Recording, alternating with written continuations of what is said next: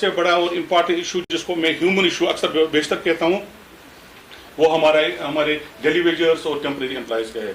आपको मालूम है कि पिछले 15-20 साल से वो कसम कुर्सी की हालत में यहाँ पर जी रहे हैं, उनकी कोई सुनवाई नहीं हो रही है और रेस्पेक्टिव गवर्नमेंट्स जो थी उन्होंने इनके साथ वादे किए,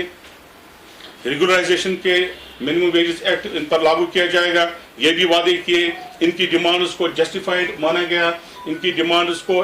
कंसीड किया गवर्नमेंट ने, लेकिन आज तक इनके मामला हल नहीं हुए। तो फैसला ये हुआ कि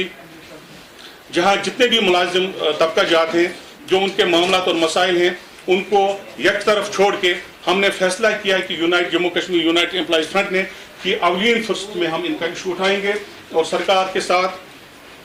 जब तक सरकार इनके मामला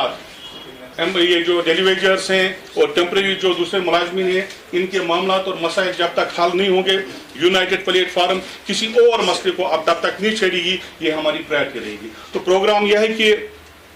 आज आपके जरिए हम सरकार तक ये बावर कराना चाहेंगे कि वो फिलफोर और जितना जल्दी मुमकिन हो सके इस इंसानी मसले को हल करें। आपने देखा होगा कि कई हमारे मुलाजमीन हलाक हुए ड्यूटी के दौरान,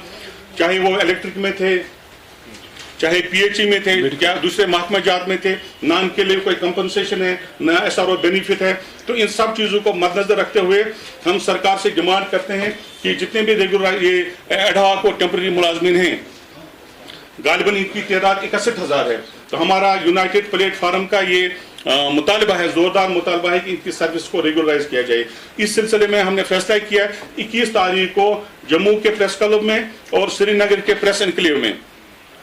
जो लीडरशिप है इसकी जॉइंट एम्प्लॉयज यूनाइटेड फोरम की जो लीडरशिप है, हम प्रोटेस्ट करेंगे दोनों जगहों पर, जम्मू में भी और श्रीनगर में भी, और सरकार पर बावर कराने की कोशिश की जाएगी कि इस मसले के साथ अब हम कोई कंप्रोमाइज नहीं करेंगे, ना हम आराम से बैठेंगे जब तक मसला हल नहीं होगा। उसके बाद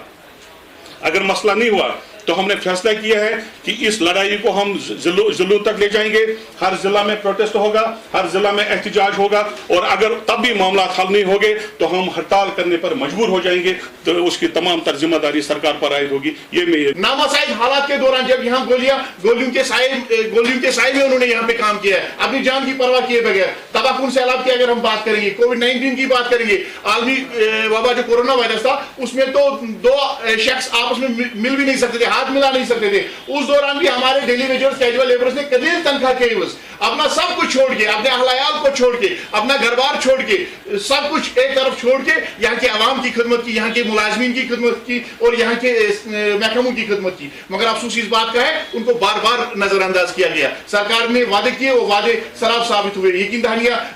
अमली तौर पर कुछ नहीं किया गया। और अगर आप डेली वेजर्स, कैजुअल लेबर्स की घरों की हालत की बात करेंगे, डेली वेजर कैजुअल लेबर का जो मरीज है एक एक चीज के लिए तरस रहा है, तड़प रहे हैं, वो बेचारे इलाज मुआवजे के लिए तड़प रहे हैं। उनके मासूम बच्चे आज तालीम के नूर से महरूम हो गए और आप वो बच्चा मजदूरी की तरफ राग़िब हो गए हैं। अगर उनके अहलायाल की बात करेंगे, वो इस समाज के साथ लेन देन नहीं कर सकते। इस समाज ने उनको अलग थलग कर दिया है, उनकी समाजी जिंदगी अब अबतर हो चुकी है। सरकार ने इसको समाजी और इंसानी मामला करार दिया, लेकिन दिल से और इंसानी बुनियादों पे इस पर नहीं सोचा गया है। हमारी सरकार से अपील होगी कि इस पर इंसानी दायरे के अंदर सोचकर उनकी कुर्बानियों को मद्देनजर रखकर इस पर फैसला लिया जाए। मैं कश्मीर एम्प्लॉयज़ यूनाइटेड फ्रंट की तरफ से जो यहाँ पे बुलाई गई है, आप सबों को मालूम है कि हमारी रियासत या आज जो यूटी है हमारी, इसमें मुलाजमीन का कितना अहम रोल रहा है। पिछले 30 सालों से किस तरह जम्मू कश्मीर के मुलाजमीन ने काम किया। ख़ासकर मैं डेलीवेजरों की बात करूं, जो हमारे डेलीवेजर्स हैं या नीड बेस्ड वर्कर्स हैं या हमारे फेयर प्राइस शॉप डीलर्स हैं या एकेडमिक डेलीवेजर्स हैं, जितने भी है आर्जी मुलाजमीन जिनकी तादाद है, उनने बेहतरीन रोल अदा किया और लोगों की खदमत ईमानदारी से की। इस हवाले से मैं आज की प्रेस कॉन्फ्रेंस के माध्यम से हमारे हिंदुस्तान के प्राइम मिनिस्टर श्री नरेंद्र मोदी जी से उस बात को याद दिलाना चाहता हूं जो उनने 5 अगस्त 1919 को पार्लियामेंट में कही कि जम्मू कश्मीर के सब लोगों के साथ इंसाफ होगा। आज हम प्राइम मिनिस्टर साहब से, होम मिनिस्टर साहब से, मनोज सिन्हा जो हमारे एलजी साहब है, चीफ सेक्रेटरी साहब है, उनको याद दिलाना चाहता हूं कि जम्मू कश्मीर से सबसे बड़ी बर्निंग इशूज़ यही है। हमारे डेलीवेजर्स हैं, हमारे कैजुअल लेबर्स हैं, हमारे फेयर प्राइस शॉप डीलर्स हैं। सही मानों में इंसाफ ये होगा कि सरकार इनको जल्द से जल्द रेगुलराइज करे, और जो उन्होंने खुद वादे किए हैं और जो हमारा प्राइम मिनिस्टर साहब हमेशा ये बात कहते हैं सबका साथ सबका विकास होगा, तो सबका साथ सबका विकास तभी मुमकिन हो सकेगा जब हमारे 61,000 डेलीवेजर जिनके साथ तकरीबन 4 लाख उनकी फैमिली मेम्बरात को लेके साथ है, तो मैं उनसे अदबन यही गुजारिश करूंगा। और दूसरा ये कि हम सरकार के एक पार्ट एंड पार्सल है, हम कोई सरकार के साथ अलग नहीं है, लेकिन सरकार से हक मांगना हमारी मजबूरी भी है, और ये हमारी जो जमहूरियत में हमें मिला है, जो हमारे हक है, वो हमें अपनी सरकार से मांगना चाहिए। एक बार फिर मैं अदबन अपने प्राइम मिनिस्टर साहब से, क्योंकि जम्मू कश्मीर का सारा इस वक्त दिल्ली से चल रहा है, खासकर मैं होम मिनिस्टर साहब से, हमारे जो LG साहब है, गवर्नर साहब है या चीफ सेक्रेटरी साहब, और इसके लिए भी मैं ज़बरदस्त शुक्रिया अदा करूंगा कि एक काबिल तरीन